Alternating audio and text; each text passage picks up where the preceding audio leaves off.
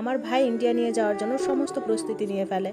আমি হাসপাতাল আর বাচ্চাদের টেক কেয়ার পুরো সব আমার কাঁধে চাপে। আমি বাচ্চাগুলো ভাবির কাছে দিয়ে আমি হাসপাতালে থাকতাম, ওনার পাশে বসে থাকতাম, ওনার মাথায় হাত বুলিয়ে দিতাম, সব সময় বলতাম আপনার পাশে আছি আমি, আপনাকে ছেড়ে যাব না। ডাক্তাররা কিডনির প্রতিস্থাপনের জন্য বললেন ইমার্জেন্সি।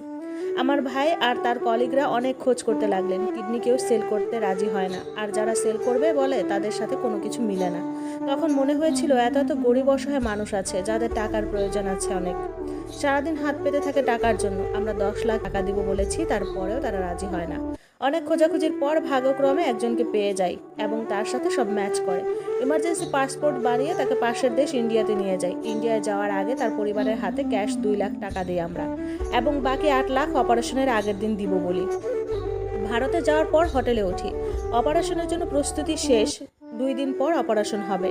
যে লোকটাকে নিয়ে আমরা ভারতে যাই অপারেশনের আগের দিন, শুধুমাত্র উনি ওনার পাসপোর্ট নিয়ে পালিয়ে যায়। ওনার সাথে কোনো টাকা পয়সা কিছুই ছিল না, যে গাড়ি ভাড়া দিয়ে আবার বাংলাদেশ যাবে। অনেক খোঁজ করেছি কোনো বিপদে পড়লো কিনা, কিন্তু ওনাকে খুঁজে পেলাম না।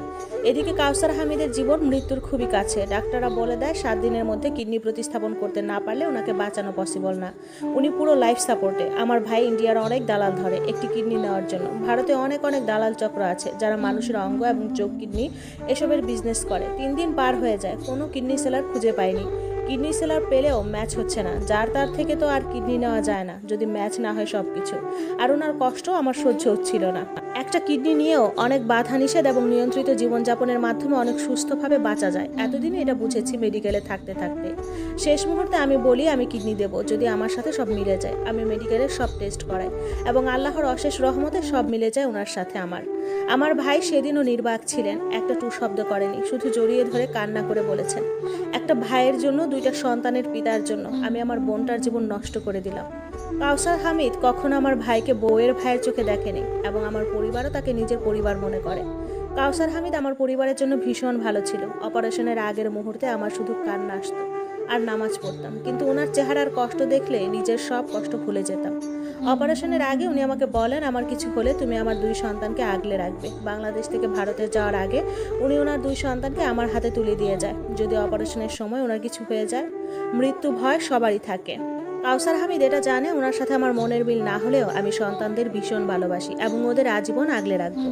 অপারেশনের একদিন আগে থেকে আমার একদম ভারী খাওয়া নিষেধ, শুধু লিকুইড জাতীয় খাবার খেতে দেয়। আমাকে ভর্তি করিয়ে নেয় এবং পুরো অবজারভেশনে রাখে একদিন আগে থেকে। আল্লাহর অশেষ রহমতে কিডনি প্রতিস্থাপন ভালোভাবে হয়।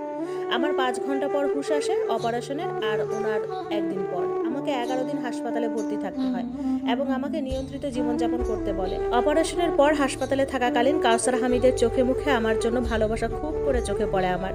ভারতে 3 মাস থাকার পর আমরা বাংলাদেশ আসি এবং 3 মাস পর আবার যেতে বলে।